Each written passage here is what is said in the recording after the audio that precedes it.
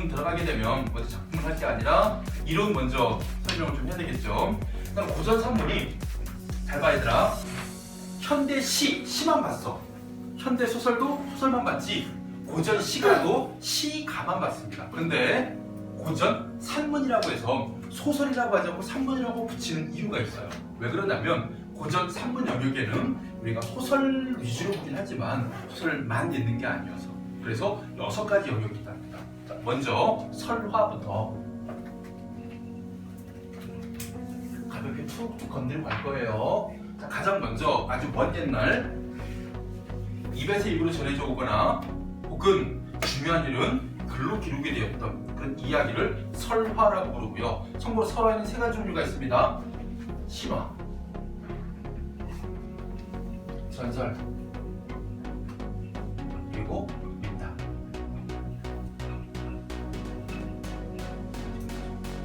신화 같은 경우에는 일단 성격 자체가요. 와 이거 진짜일까? 어떻게 많은 걸 쓰고 먹고 곰이 사람이 돼? 말이 안 되네. 어떻게 아래서 사람이 태어나? 말이 안 되네. 이러지 못하는 게 아니라 안 하는 신성성을 지니고 있는 설화를 신화라고 하고 대표적인 작품에는 단군 신화, 뒤에 신화 뺄게요. 주몽 신화, 혹은 뭐 혁거세 신화, 김수로왕 신화 같은 경우. 이거 말고도 더 있습니다. 뭐 기말지 신화도 있고 석탈의 신화도 있고.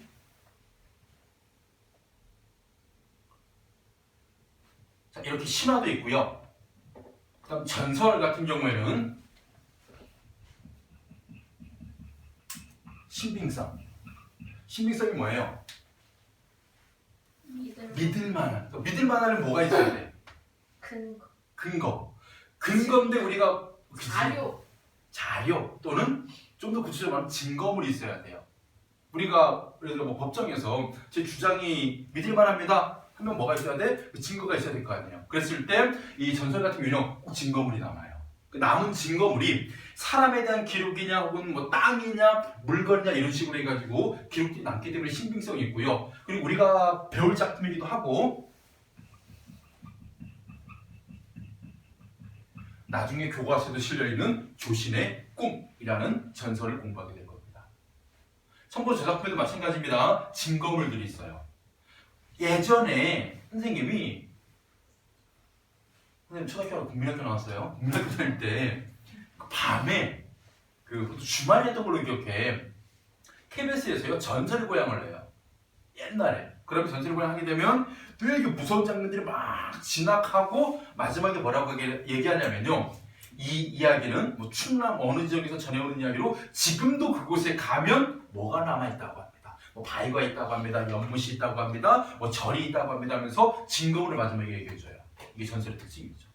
그리고 마지막 3번째입니다. 민담하게 되면요. 일단은 가장 보편적이고 그 다음 중요한 게 뭐냐면 민담 재미있어요. 그리고 읽다 보면 교훈이 있습니다. 그래서 흥미성 위주의 이야기로 여러분들이 좀 알아둬야 할 만한 민담 중에는 구복여행이라는 게 있습니다. 구복여행. 참고로 구복여행은 작년 여러분들 3학년 선배들이 봤던 수능 특강이에요. 고전 산문편에 저기 있는 저 구복여행이 실려 있었어요. 이거 무슨 얘기냐면요. 복을 구하러 가는 이야기예요. 그러니까 되게 가난한 집안의 막내 아들이 우리 집이 너무 가난해. 그래서 우리 집은 정말 복이 없습니다. 제가 이 복을 구하러 갈 거예요.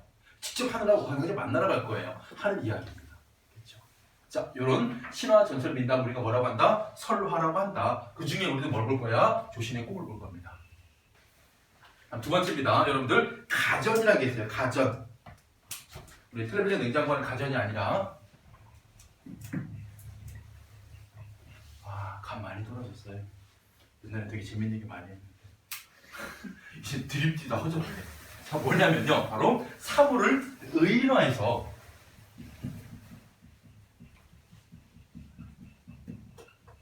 사람이 아닌 것을요. 사람처럼 만들어 가지고 어떻게 하냐면 그 사물에 가계. 참고로 가계라는 것은 집안의 계통. 할아버지는 누구고 증조할아버지 누구고 고조할아버지는 누구고 그 다음에 얘가 어떤 삶을 살았고 생애 그 다음 세 번째가 어떤 성품을 지녔느냐, 또 어떤 공을 세웠고 어떤 잘못을 저질렀느냐, 를 묶어서 공부하라고 합니다. 이런 것을요 전기 형식으로 쓴 것을 가정이라고 부릅니다. 그래서 뭐냐면요, 전기인데 뭐야, 사물을 의인화했기 때문에 이건 진짜가 아니라 가짜예요. 그래서 가짜 전기문이다 해서 가전입니다. 그래서 가전 같은 경우 여러분들이 이 특성이 있는데 바로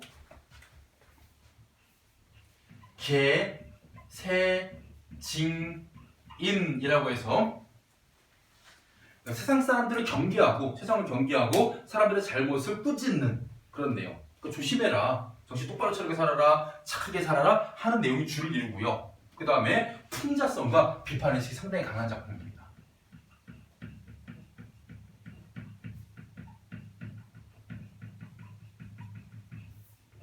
그리고 가전 같은 경우에는 문화사적 의의가 그 앞시대인 설화와 뒷시대인 소설의 교량, 다리 역할을 하는 가전. 그래서 아직 소설 단계는 아니에요. 그러니까 소설로 치기에는 인물, 사건, 배경, 주제, 구성, 문체가 아직 허술합니다. 그런데 설화보다는 좀 더 소설에 가까운 그런 형태를 가전이라고 부르고, 기억할 만한 작품 몇 가지 집어드리면 일단 임춘이라는 작가 두 개 썼습니다. 하나가요 공방전, 그 다음에 복순전. 두 번째 기억할 작가가 이규보입니다. 이규보. 국선생전, 청강사자 현부전.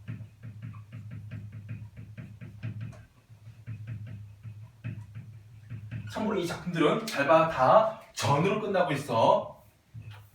그죠? 근데 중요한 건 뭐냐면 그럼 앞에 있는 애들은 뭐냐? 사물이에요. 그랬을 때 여러분들 공방이 뭘까요? 공방. 공방.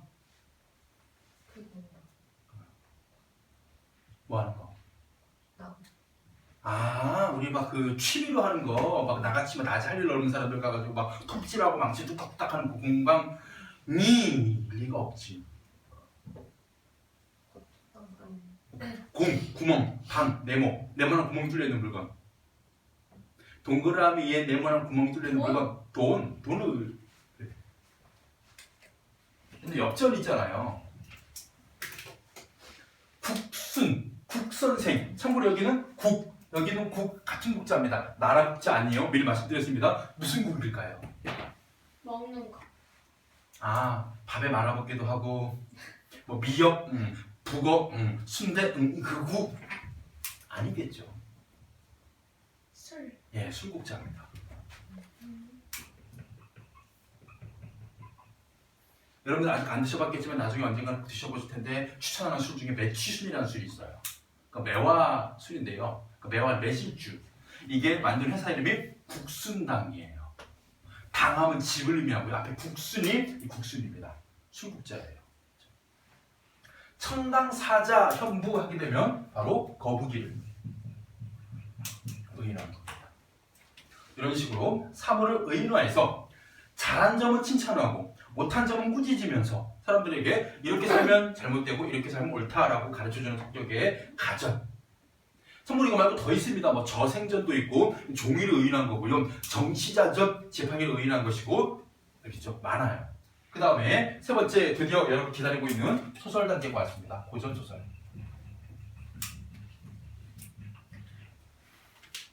가장 지루한데 가장 탄탄하게 해야 될 게 이런 이론이에요. 어떤 흐름 속에서 어떤 작품들이 있는지. 자, 보겠습니다. 고전소설. 일단은요, 뭐 많이 알고 계실 테니까 그냥 간단하게 설명할게요. 일단 고전소설 하게 되면 형식이 대부분 일대기적 구성을 많이 취하며 주제가 대부분 권선징악적이고 인과응보를 다루고 있는 작품이면서, 인과응보가 뭐예요? 다 드립칠 거야. 미리 예고했어. 인과응보.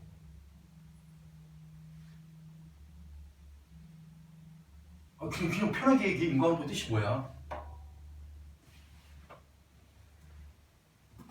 자기가 잘못을 하면 벌을 받는 것이고, 자기가 좋은 일을 하면 뭐 하는 것이고, 그에 맞게 복을 받는 것이고, 자기가 한 만큼 그에 대한 결과를 얻게 된다. 인과응보 아니에요? 이게 무슨 인간이 과일을 먹으면 은가를 보라색을 싼다는 아니겠죠. 포도 먹어야 돼. 달팽이가 그런다며. 달팽이가 녹색을 먹으면 녹색 똥을 싸고 보라색을 먹으면 보라색 똥을 싼대요. 달팽이가. 표정이 달팽이인데. 쓸데없는 소리. 쓸데 있는 소리네. 잠깐 재밌었으니까. 자, 그 다음에 인물이요. 전형적이고 평면적 인물이 등장하며, 전형적이라는 말은 얘들아 대표적이라는 뜻이야. 그러니까 뭐 효녀의 대표, 뭐 착한 사람, 아니면 뭐 이런 경우도 있었잖아요. 뭐 충신의 대표 이런 식으로. 그리고 선, 악 구분이 뚜렷합니다. 그래서 선인과 악인의 대결이 뚜렷하게 나타나죠. 그러면서 대부분 행복한 결말을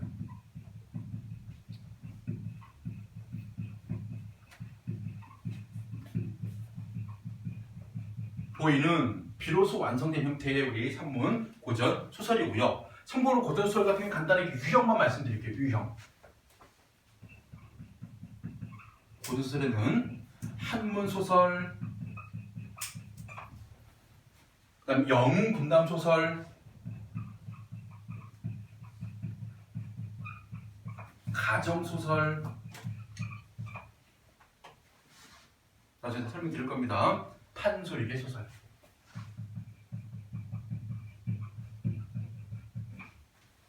그래서 한문 소설 하게 되면 김시습이란 사람과 박지원이란 사람이 있는데, 이 사람이요, 2명 대표 주시고 잘 기억해야 될 사람입니다. 거의 소설의 정철 유전도급이에요.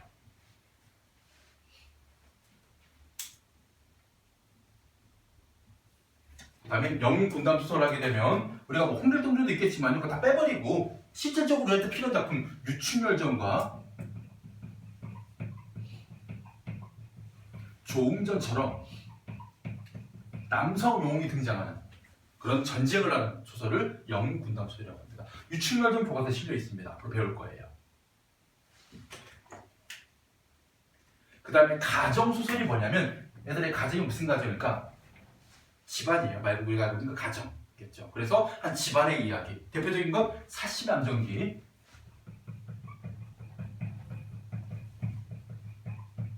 그리고 창선감의록이라고 해가지고 예전에 수능에 나왔던 소설이 있습니다. 상당히 긴 작품이에요. 한 집안의 이야기입니다. 판소리기술 여러분 다 아는 내용입니다. 심청전, 춘향전, 흥부전, 별주부전, 토끼전 이런 거. 이 중에 우리는 일단요, 김시습의 한문 소설 하나 공부할 거고, 박지원의 작품 하나 공부할 겁니다. 아시겠죠? 그리고 영웅 분담요인데 여기 빼고 다른 작품, 그리고 여기 들어가지 않는 남녀간의 사랑을 다룬 작품 하나, 그러니까 연정소설이라고 해가지고 하나 다룰 게 있어요. 운영전. 궁녀와 어떤 선비의 사랑 이야기, 이루어지는 사랑 이야기, 요거 하나 공부할 겁니다. 자, 그리고 나서 이제 짤막하게 빠르빠르 정리하겠습니다. 고전, 수필.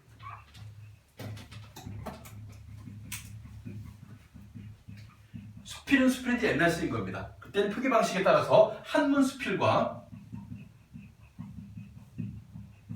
한글 수필로 나뉘고,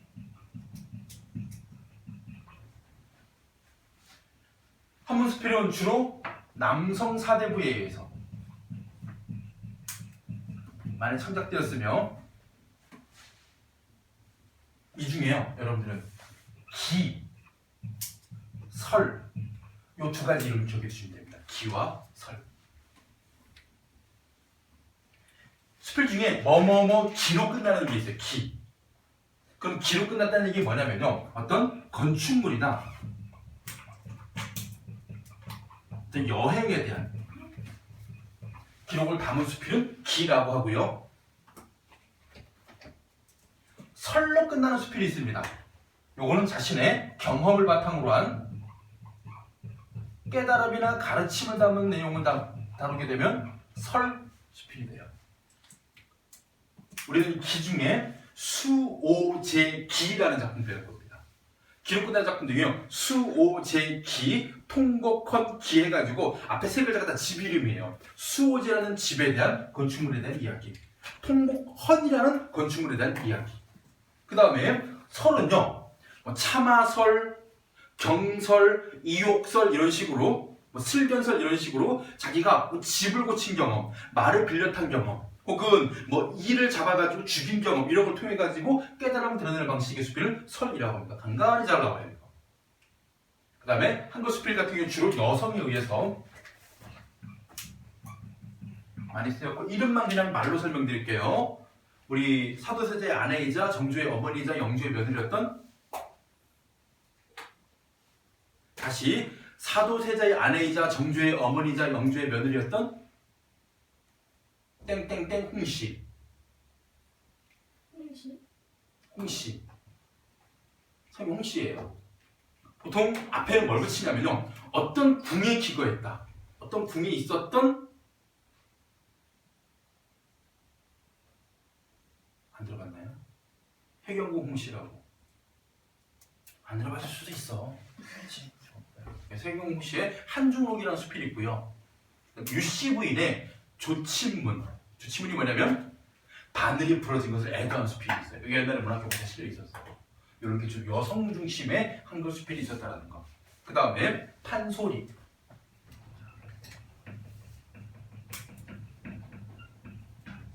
자, 판소리는 창, 안일이, 발립이라는 세 가지 요소로 이루어진 일종의 공연 대본입니다. 그래서 노래하는 창, 해설하는 안일이, 그리고 몸통작인 발립 세 가지인데 나중에 제가 흥보가 할 거거든요. 판소리. 그때 좀 자세히 설명을 드릴게요. 창에는 어떤 장단이 있어야 되고 창과 안일이가 반복적으로 나타나는 이유가 뭐고 나중에 설명드리도록 하겠습니다. 그 다음에 마지막입니다. 6번째 전통극. 전통극에는 가면극과 인형극이 있어요. 그러니까 직접 배우가 가면을 쓰고 탈을 쓰고 춤을 추며 하는 연극이 있고요. 그 다음에 인형을, 그러니까 예를 들어가지고 뭐 상자 안에 들어가가지고 인형을 위로해가지고 요즘도 아침에 보면 막 그런 거 있어요. EBS 어린이 프로 보면 막 인형 가지고 막 사람 움직여가지고 그런 인형극, 알겠죠? 그래서 우리가 기억나는 가면극 같은 경우에는 크게 3개인데 2개만 말씀드릴게요. 봉찬탈춤과 이미 들어보셨을 겁니다.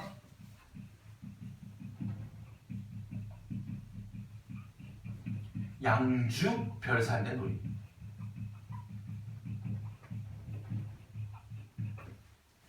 인형극은 그냥 이름만 써드릴게요. 중요하진 않습니다. 꼭두각시.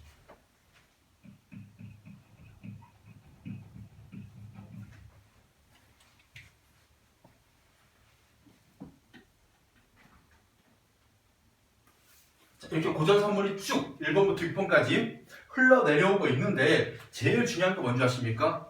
우리 고전 선물에서 가장 두드러지게 계승되고 있는 것 바로 인물입니다. 인물.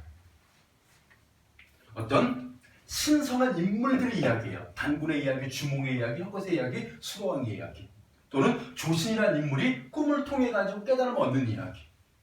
다 인물 이야기입니다. 여기도 마찬가지입니다. 사물을 의인화했다는 얘기 뭐냐면요. 결국 이 작품에 등장하는 이 사물들은 실제로 이런 성품을 지닌 어떤 인간을 빗대어가지고 나타낸 것으로 보시면 돼요. 인물 이야기예요. 그리고 고전소설의 대부분 보시면요. 아까 말씀드렸듯이 춘향전, 춘멸전, 조홍전 이런 것들을 보면 전부 다 인물 제목입니다. 그래서 이 인물들이 어떤 성품을 지녔고 어떤 업적을 나타내어서 권선지가 인과응보에 따라가지고 어떻게 행복한 결말을 맞이하는지 대부분 인물 중심이에요. 그래서 여러분도 마찬가지 이런 고전 산문을 읽을 때 뭐 해야 된다? 가장 먼저 인물을 찾고 선인인가 악인인가 구분해 내시면서 갈등 관계를 파악해 나가시면 소설에서 혹은 고전 산문에서 빠르게 내용 캐치가 될 거예요. 자, 그래서 우리가 어디 볼 거냐면 첫 번째 작품입니다. 작자 미상의 조신의 꽃.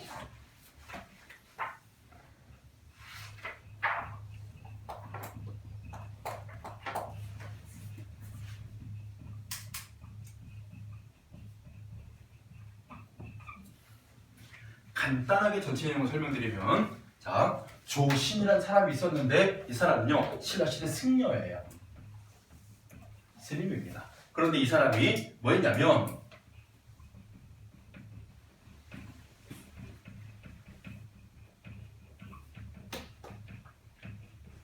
세속적인 사랑을 소망하게 돼요. 스님들 이런 거 참아야 돼요. 금욕을 해야 됩니다. 그래서 뭐 스님들이 하지 않아야 될 뭐 10가지 이런 게 있대요. 그래서 뭐 술을 멀리해야 되고 뭐를 멀리해야 되고 그중에 여자가 포함되어 있어요. 깨면 파괴라고 해요. 그렇죠? 그래서 예전에 그 원리대사가 파괴를 했다고 하잖아요. 그 요소공주하고 사랑을 해가지고 아이를 낳아버렸기 때문에. 어쨌든 간에 이렇게 승려인데 세속적인 사랑을 소망하게 되고 그 사랑이 현실적으로 이루어지지 않습니다. 그래서 어떻게 하냐면요 부처님 원망해요. 소원도 안 들어줘. 그러니까 당신 그동안 믿어가지고 부탁도 많이 쳤는데 하자 부처님이 꿈을 꾸게 해줘요. 그래서 이 꿈은 바로 그가 현실에서 사실적으로 꿈꿨던 그 사랑을 있잖아요. 이루어지게 만들어줍니다. 꿈을 통해서. 그래서 뭐 하느냐? 바로 경험을 통해서 깨달음을 주는 장치로 꿈이 나와요.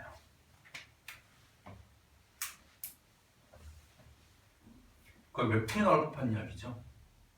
어떤 사람이 내가 친구를 선택할까? 친구를 버릴까? 어떡하지? 친구를 선택하면 나는 이런 찌질한 삶을 계속 살아야 되고 친구를 버리면 나는 성공할 수 있어. 해서 버리자. 친구가 대수인가? 해가지고 친구를 버렸는데 그래서 승승장구했는데 알고 보니 그게 뭐 나락으로 떨어진 길이었다. 그래서 그때 친구를 잡았어야 했는데 그게 보니까 꿈 뭐 이런 거 있지. 거의 뭐 기안팔사급의 그런 게 있어요. 이런 스토리. 마찬가지예요. 꿈을 통해 가지고 뭐 해줍니까? 바로 자기가 꿈꿨던 이 사랑을요 겪어보게 해줘요. 그래 한번 해봐. 꿈속에서. 꿈속에서 무려 40년을 살아요. 내가 꿈을 압축했겠지. 그치? 40년을 삽니다. 성도 여러분 그런 경험 안 해봤어요? 잠깐 짤막한 사이에 꿈을 꿨는데 되게 많은 꿈을 꾼 것 같은데 시간 얼마 안 지난 거. 보통 아침에요. 그 운동 갈 때 너무 피곤할 때는 이 알람을 제가 한 3개 정도 맞춰놓을 때 첫 번째 알람을 놓쳐요. 그래서 두 번째 알람이 울려. 그럼 보통 한 5시 15분이거든. 첫 번째 알람이 10분이고 10분 딱 울리면 알람 울리네 해서 딱 알람을 꺼. 버튼도 계속 바뀐다. 그러니까 그 알람을 끄는 버튼이 있고 그 끄는 터치가 있고 그 다음에 이 몇 분 후에 또 울리게 하는 터치가 있는데 그게 계속 바뀌어요. 얘가 완전히 계속 똑바로 안 쳐다보면 그거 또 울리게 만든 거야. 그래서 그냥 딱 눌러. 그리고 1분만 자야지. 1분 동안 자. 근데 되게 굵은 사이 많은 그 꿈들을 꿔요. 그런 다음에 늦었네. 6시 넘었겠다. 딱 보면 16분이야. 그렇게 돼 사람이. 그 의식이란 게 내가 평상시에 인식하는 속도가 다른 것 같더라고. 그래서 40년의 꿈을 꿉니다. 근데 중요한 게 있어요. 뭐냐면요. 이 조신의 꿈이란 이게 전설입니다. 이 전설이 나중에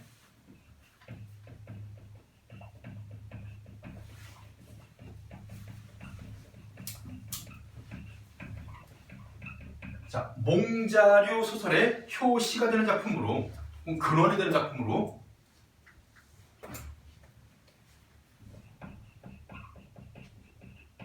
몽자류가 뭐냐면 바로 꿈을 소재로 한 꿈이 작품에 큰 기능을 하고 큰 구조를 갖고 있는 그런 소설의 얘가 근본 효시가 되는 작품이에요. 그랬을 때 그 대표작 중 하나가 뭐가 있냐면요. 김만중의 구운몽이라는 소설이 있습니다. 이거 몽자로 끝났죠. 그래서 9개의 구름이 꾼 꿈의 이야기입니다. 그랬을 때 중요한 건 뭐냐면 이 소설도 똑같이 꿈을 꾼 자는 승려예요. 똑같이 세속적인 어떤 이성에 대한 그런 사랑의 감정으로 꿈을 꾸게 돼요. 그러니까 중요한 건 뭐냐? 구운몽 같은 경우는 꿈속의 이야기가요. 모든 북이 영화를 다 누려요. 그러니까 남자가 할 수 있는 거 다 합니다. 큰 공을 세워가지고 황제 다음에 높은 벼슬 있는 승상까지 올라가요. 그리고 중요한 건 뭐냐면 현실 속에서 자신의 아름다움에 매혹되었던 8선녀가 있거든요. 8명의 선녀들 꿈에 다 나타납니다. 근데 그 8선녀가 다 부인이 돼요. 2처6첩이 돼요. 2명의 아내와 6명의 처. 얘네들끼리 사이도 좋아요. 이런 모든 걸 다 누리고 꿈을 딱 깨고 아 허망하다. 꿈이었구나. 근데 조신의 꿈 같은 경우는요. 꿈의 경험이 모든 인간사에 고난이란 고난은 다 겪습니다. 이게 달라요. 그래서 부귀영화가 허망하구나. 인생은 뭐구나? 고해구나. 고난의 바다구나. 인생은 고해다. 이거 누가 한 말일까요? 우리가 배웠던 수설 중에서. 따지고 보면 인생이 모두 고해 아닌가? 하면서 그들은 모두 모닥불에 눈을 뿌리면서 길을 떠났다. 여행 간 삼포 가는 길에. 누가 한 말? 영다리 말고 백화 말고 노인은 마지막에 이렇게 마지막 삼포 나 알지 우리 아들 거기서 맞아. 도장 끌거든. 몰래 정씨 반응 왜 이래? 자 그래서 이걸 느끼면서 내가 꿈꿨던 사랑이라는 것도 결국 뭐구나? 고난으로 가는 길이었구나. 근데 깨달음 얻는 과정이에요. 제가 이렇게 자세하게 설명한 이유가 있습니다. 이 이야기를 여러분들은요 빠르면 2달 뒤내도 듣게 될 겁니다. 저한테서. 아니면 학교 선생님한테 듣게 돼 있어요. 그때 이 2작품과의 연관성 여러분들 꼭 알고 계셔야 돼요. 자 보겠습니다. 가다가 됩니다. 옛날 신라가 서울이었을 때 한번 언제일까요? 신라가 서울이었을 때. 신라가 우리 국토의 서울이었을 때 그럼 통일신라는 얘기지. 그지? 통일신라 시대 때. 근데 왜 통일신라 옛날이라고 했을까요? 성벌 이거 삼국유사에 실려 있습니다. 삼국유사는 언제 지어졌어요? 고려 때. 누가 지었어요? 이련 스님이. 왜 지었어요? 그냥 심심해서 아는 게 많아서 아니에요. 여기 삼국유사 왜 지었는지 아셔야 돼요. 왜 지었을까요? 남기 뭐라고? 기록을 뭔가 남기려고. 왜 남겨요 이거를? 후서 후대를 위해서? 그 당시 사람들에게도 의미가 있었어요. 우리 후손만이 아니라. 행복 행복하게 해주려고 이거 읽으면서 그럼 너네 지금 한국사 공부하면 되게 행복해야 돼. 와 우리 일제강점기 때, 와 우리 6.25 때, 와 70년대 민주화운동 때, 1987 때, 와 알아서 행복해 이거야? 아니다. 뭐지 그럼? 꼭 알아야 돼. 꼭 알아야 되니까. 삼국유사의 내용은 어떤 내용이었어요? 말이 안 있어. 있는데 참고로 있잖아요. 삼국유사 실려있는 내용들이 대부분 뭐냐면 이 설화들이에요. 이거 다 삼국유사 실려있는 것들입니다. 다. 싹 다. 여기다 뭐도 실려있나? 향가도 실려있어요. 이런 배경설에 얽혀있는 향가도 실려있고 정읍사도 실려있고 구지가도 여기 실려있어요. 공부도가도 여기 실려있습니다. 왜 그랬을까? 이런 노래와 이야기들을 다 적으면서 특히 신화 중심이 많아요. 앞에 신화들이 쫙 깔려있습니다. 왜 그랬을까요? 고려시대 우리는요 어떤 나라한테 두들이 맞아요. 몽골 예. 그럼 무슨 생각을 해요? 내가 중국한테 그냥 쉽게 말하면 중국 본토에 있는 나라 있잖아요. 뭐 예를 들어 수나라 같은 데 있잖아. 당나라 같은 데 맞으면 좋은데 솔직히 원나라는 저기 북방에 있던 말 키우던 애들이잖아. 그러니까 쉽게 말하면 순수 중국인이 아니잖아요. 그런 애들이 침략을 당하고 나니까 되게 솔직히 말하면 자존심이 빡치는 거야. 그래서 이렇게 전쟁을 겪어놔요. 그리고 침략을 당한 다음에 완전 이렇게 떨어질 대로 떨어진 국가의 자존심이 있잖아요. 이걸 회복시키려고 노력을 되게 많이 해요. 그런 방법 중 하나가 우리 어떤 나라였지? 우리는 이런 신성한 신화의 나라야. 그리고 이러한 어떤 자긍심을 가진 나라야를 보여주기 위해서 의도적으로 지었답니다. 그 삼국유사에 실려 있어요. 조신의 꿈. 그래서 옛날 신라가 서울이었을 때 그 다음도 바로 쳐볼게요. 세규사가 나오고요. 흥교사가 나오고요. 명주 난리군이 나옵니다. 이때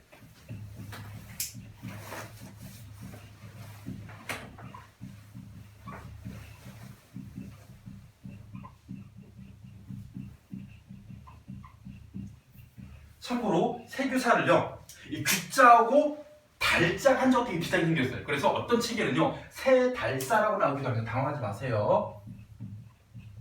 세규사라고도 하고 세달사라고도 해요.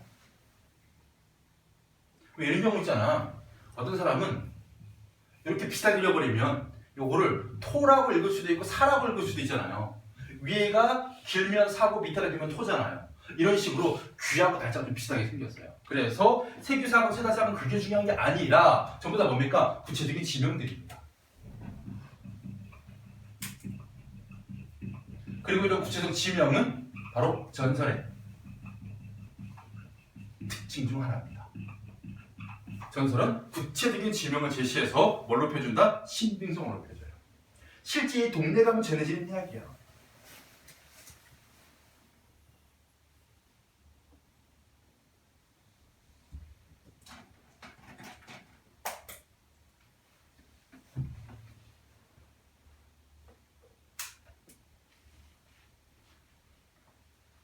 자, 세규사 혹은 세달사, 지금 흥교사라고 불리는 이 절이 장원이라 그래가지고요, 뭐냐면요, 절 소유의 땅이 있어요. 그러면 이것을 뭐 하냐면요, 사람들에게 빌려주고 그로 인해 얻은 수익을 절의 유지관리 비용으로 쓰이는 그런 땅을 관리하려고 본절에서 누구를 조신이라는 승려를 보내서 장원을 맡아 관리하게 했습니다. 우리가 이런 승려, 뭐 사판승이라고 하는데 그건 중요하지 않고요, 조신의 신분이 승려예요. 절에 수속되어 있는. 근데 중요한 건 뭐냐, 얘가 장원에 와서, 명주에 있는 장원에 와서 태수, 그 명주 지역을 다스리는 태수 김흔의 딸을 좋아하고, 참고로 여기서 조신이나 김흔 뭐예요 여러분들? 구체적인 인명입니다.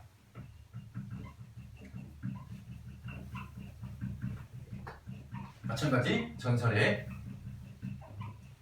특징. 만약에 이게 민담이면요, 조아무개, 김아무개 이랬겠죠. 그건 어떤 남자, 어떤 스님 이랬겠죠. 근데 전설이기 때문에 실제 인명을 그대로 제시합니다.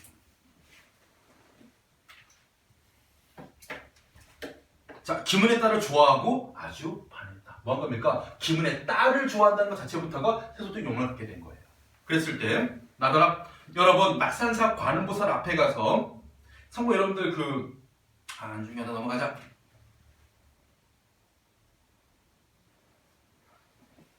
안중입니다. 안중이요. 이거 얘기해버리면 불교 방송이 되기 때문에 안중. 종교 불교 아니에요. 종교가 없어요. 자, 관음보살 앞에 가서 뭐라고 하느냐? 남몰래. 왜 남몰래일까요? 승려 신분이기 때문에 그 여인과 살게 해달라고 빌었다. 이로부터 몇 해 동안 그 여인에게는 이미 배필, 뭘까요? 현실적 소망이 좌절입니다.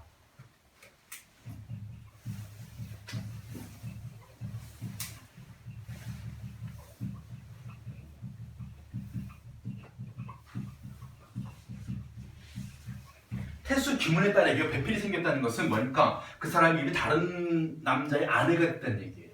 그러면 더 이상 누구는 조신은 그 여인과 인연을 맺을 수 없게 되었죠. 현실적 소망의 좌절. 그래서 뭐 하느냐? 불당 앞에 가서 관음보살이 자기의 소원을 들어주지 않는다고 원망하며 날이 저물도록 슬피 울다가 생각하는 마음에 지쳐 잠시 잠이 들었다.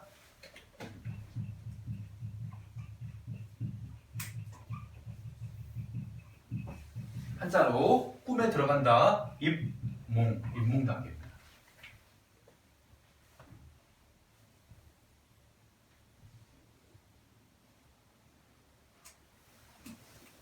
그 다음부터 다라달라기요. 모두 꿈속의 이야기예요. 꿈속에서 갑자기 김신앙자가 기쁜 낙해치려고 문으로 들어와 활짝 웃으면서, 참고로 꿈속에서는 내가 원하는 걸 다 해주는 거예요. 저는 일찍부터 스님을 잠깐 뵙고 알게 되어 마음속으로부터 사랑해서 잠시도 잊지 못했으나 부모의 명령을 못 이겨 억지로 딴 사람에게 취직갔었습니다. 지금 내외가 되기를 원해서 온 것입니다. 지금 당신 아내가 되려고 온 거예요. 이에 주신을 매우 기뻐하며 그녀와 함께 고향으로 돌아갔다. 그런 다음에 그녀와 40여 년간, 아까 제가 말씀드렸죠. 꿈속 하룻밤 동안 40여 년의 인생을 살아본 겁니다. 같이 살면서 자석단을 두었다까지는 좋아요. 그 다음 여러분들 시작되는 지점입니다. 지분부터.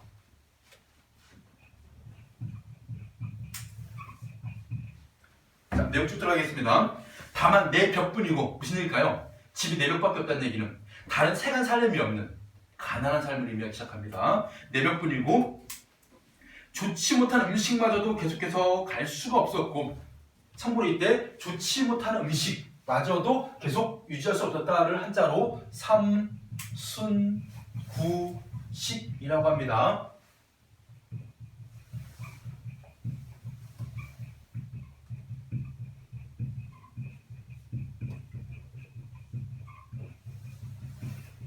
먹을 것이 부족한 가난한 삶을 의미할 때 삼순구식, 삼순 한 달, 9끼를 먹는 거. 한 달에 9끼예요. 하루에 9끼가 아니라.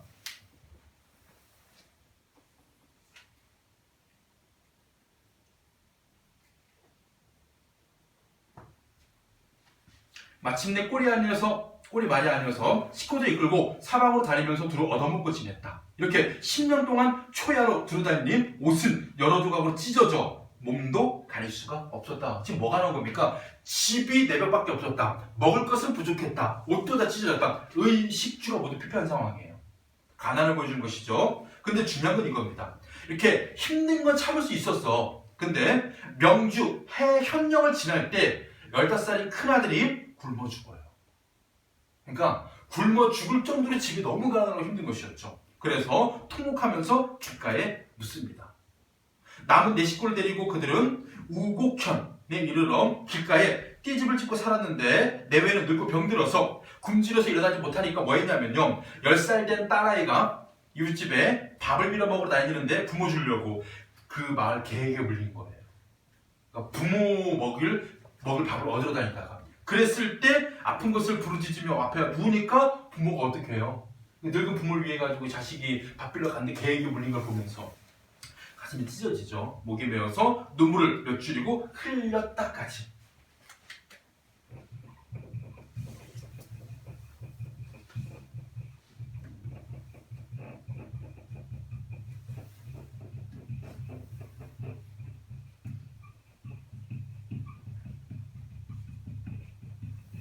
이게 바로 꿈속에서 겪은 고통스러운 삶이잖아요.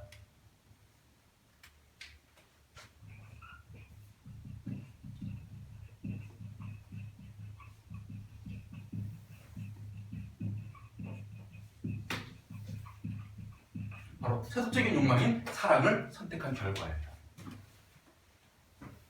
이 여인을 만나지 않고 여인과 혼인을 하지 않고 같이 살지 않았다면 벌어지지 않았을 일이었습니다. 그걸 겪게 해준 거예요.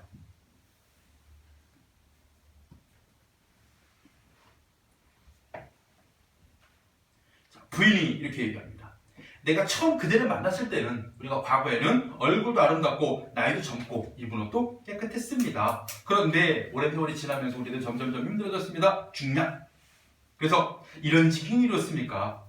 묻새가 다 함께 굶어 죽는 것보다 차라리 짝이는 난조가 거울을 향하여 짝을 부르는 것만 못할 것입니다. 무슨 얘기냐? 우리 가족이 다 모여 있어서 같이 굶어 죽느니 차라리 헤어져서 서로 살기를 도모하고 차라리 그리워하는 게 낫겠다. 이대로 있다가는 다 자식도 굶겨 죽이고 우리도 죽겠다라고 얘기하는 것이죠. 이 아내의 말은요, 전부 다 헤어지자라는 제안의 근거들이 되는 거예요.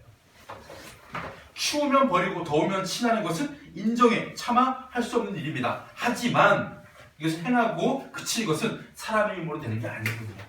그래서 우리는 이 말에 따라 헤어지기로 합시다. 아내가 이 김씨 처녀가 뭐합니까? 헤어지자고 제안을 하죠. 조신이 이 말을 듣고 크게 기뻐하여, 이 기뻐하다는 얘기는요, 다른 의미가 아닙니다. 자신의 생각과 같았기 때문에. 자기도 계속 가족들과 함께 있어가지고는 불행한 삶을 살 것 같아가지고 자기도 똑같은 생각을 하고 있었죠. 각각 아이 둘씩 데리고 떠나려 할 때 여인이 나는 고향으로 갈 테니 그들은 남쪽으로 가십시오. 그리하여 서로 작별하고 길을 떠나는데 꿈에서 깨었다 강무.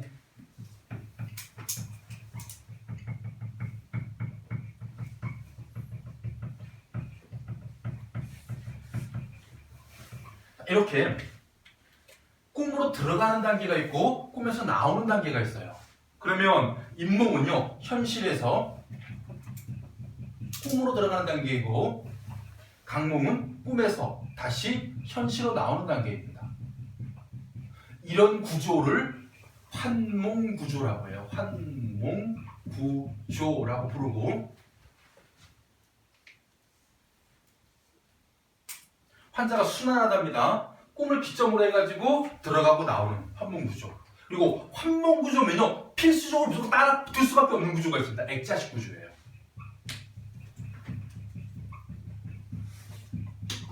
겉이야기와 속이야기가 존재합니다. 여기서는 현실이 겉이야기 외화가 되고 그다음 꿈이 속이야기 내화가 되는 구조예요. 이거 필수로 따를 수밖에 없어요. 액자 구성은.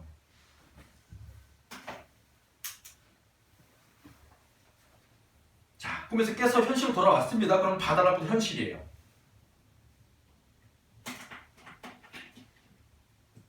타다람은 등잔불은 깜빡거리고 밤도 이제 새려고 한다. 아침이 되었다. 뭐 한 겁니까? 40여 년의 인생을 하룻밤 꿈으로 꾼 거예요.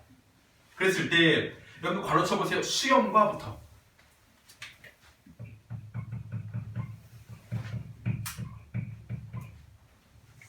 머리털은 모두 휘어졌고 망연히 세상일에 뜻이 없다까지.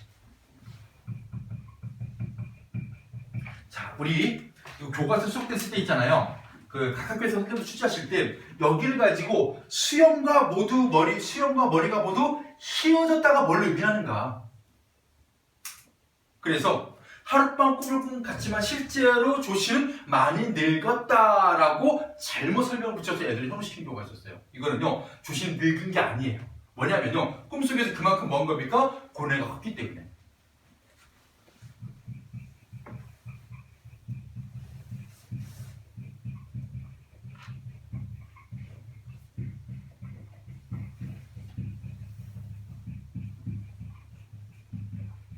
쉽게 말하면 늙어서 머리가 휘어진 게 아니라 뭐한 겁니까? 스트레스성, 그죠? 벽발이 된 거예요. 꿈속에서 많은 고뇌. 그래서 수염과 머리털이 모두 휘어졌다.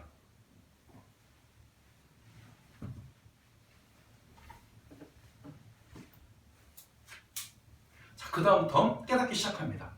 괴롭게 살아가는 것도 이미 싫어졌고 마치 한평생의 고생을 다 겪고 난 것 같아 재물을 탐하는 마음도 얼음 녹듯이 깨끗이 없어지고 관음보살의 상을 배하기가 부끄러워지고 잘못을 뉘우치는 마음을 참을 길이 없었다 해서 조씨는 하룻밤 꿈을 통해 깨달음을 얻고 그 다음이 중요해요. 이 전설이거든. 그럼 또 뭐가 나와야 돼? 새로운 증거물이 나와야 됩니다. 그는 돌아와서 해현, 아까 해현이 어디였냐면요 15살짜리 아들이 굶어 죽은 장소였어요. 거기서 아들을 묻은 곳이었습니다. 그랬을 때 해연에 묻은 아이를 파보니 그곳은 바로 돌미륵이다. 자, 여기서 돌미륵 네모칠게요.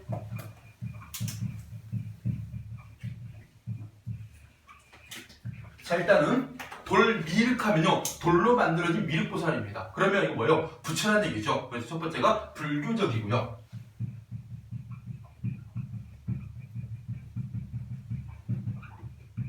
두 번째가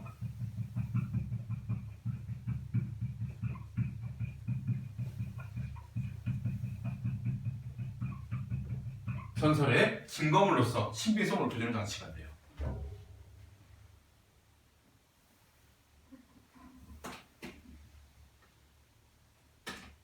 여기다가 하나를 굳이 추가하자면, 왜냐하면 이런 학교도 있었어. 이 돌미륵단 설명으로 덕질하자는 것을 고르셨고 여러 가지 설명이 달린 경우가 있었어. 바로 꿈과 현실을 매개하는.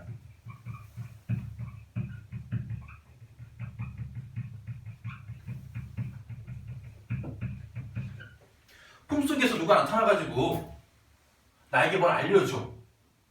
뭐 물건을 줘. 꿈 깨보니 그 물건 진짜 있어. 이런 게 꿈과 현실의 매개가 되는 거예요. 참고로 여러분들 유충렬 같은 경우도 마찬가지입니다. 그 충렬의 어머니가요 꿈에 어떤 노인이 나타나가지고 야 빨리 너 도망가야 돼, 너 아들 살려야 돼, 너 부채 줄 테니까 잠시 후에 너희 집 불탈 거야. 이 부채로 붙이면서 도망가면 살 수 있어. 그래서 깨보니까 진짜 부채가 있는 거예요. 잠시 후에 집이 불탑니다. 그래서 부채로 그 불을 말도 안 되지만 그죠? 불을 피하면서 도망갈 때 꿈과 현실의 매개가 돼요. 꿈에서 자기 아들이 죽었던 자리에 파보니까 미륵이 나온 거잖아요. 매개가 되는 현실 이 돌미륵. 물로 씻어서 근처에 있는 절에 모시고 서울로 돌아가 장원을 맡은 책임을 내놓고 사제 개인 재산을 내어서 정토사 내모칠게요.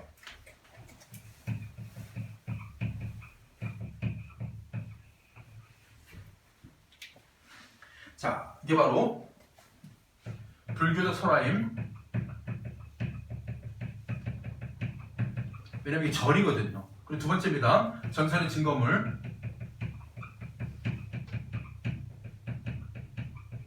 신빙성을 높여주는 장치. 그 다음에 세 번째. 지금도 정수하는 절이 있답니다. 그러면 어떻게 되는 겁니까? 이 절이 어떻게, 왜, 누구에 의해서 언제 지어졌는지가 이 이야기에 싹 다 나와 있죠. 그러면 어떤 절이 어떠한 이유로 지어졌는지 기록한 설화다 해서 이걸 6글자로 뭐라고 하느냐? 잘 들어주세요. 사찰 연기 설화라고 합니다. 사찰, 절이야 절, 연기, 지어지게 된, 건축하게 된 이유, 연원을 기록한 설화를 사찰 연기 설화라고 해요.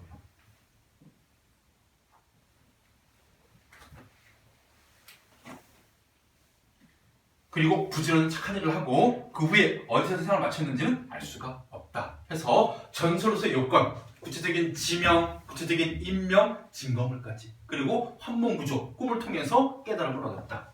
세속적인 욕망이 덧없음을, 뭘 통해서? 고난스러운 삶을 통해서. 구문과 다른 점이에요. 아시겠죠? 이렇게 해가지고 우리가 작자미상의 조신의 꿈을 받고, 밑에 갈래 보시면 전설이면서 환몽설화이면서 특히 가운데 뭐라고 되어 있습니까? 사찰 연기설화라고 되어 있죠.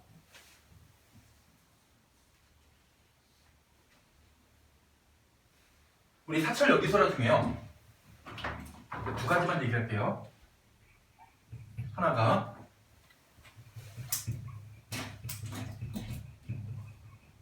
우리 서동유를 지은 서동이 나중에 백제 무왕이 되거든요. 그랬을 때 선화공주와 결혼하게 되고 백제 무왕이 되고 선화공주한테 쓰달아가지고 어떤 절을 지어요.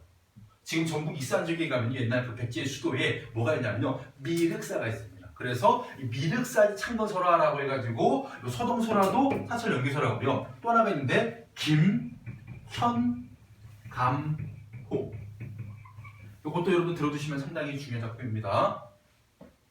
옛날에 김현이라는 자가 되게 똑똑하고 성품이 좋았는데 뭔가 이 사람이 뭐 백도 없고 연줄도 없고 그랬는지 벼슬을 못하는 거예요.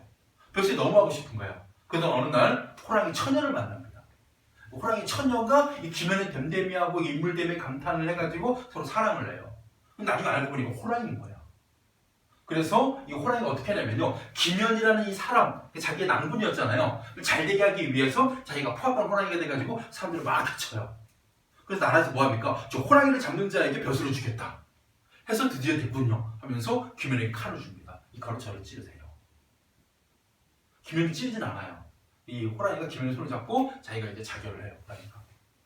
그러면서 김현이 벼슬하게 되고, 그런 호랑이에 대한 고마움을 담아가지고 김현이라는 사람이요, 호원사라는 절을 지어줍니다. 이런 것도 마찬가지예요. 어떤 절이 지어지게 된 이유, 사찰 연기설화가 되죠. 자, 그리고 특징 세 가지 다 중요합니다. 현실, 꿈, 현실의 환문구조이고, 외화, 내화로 이루어진 액자식 구성이면서 구체적인 지역이나 증거물 등 전설의 특징이 잘 나타나는 작품이에요. 주제, 인간의 욕망과 집착이 무상함. 이 무상, 인생 무상할 때 무상입니다. 삼국이사 실려에 있는 조신의 꿈.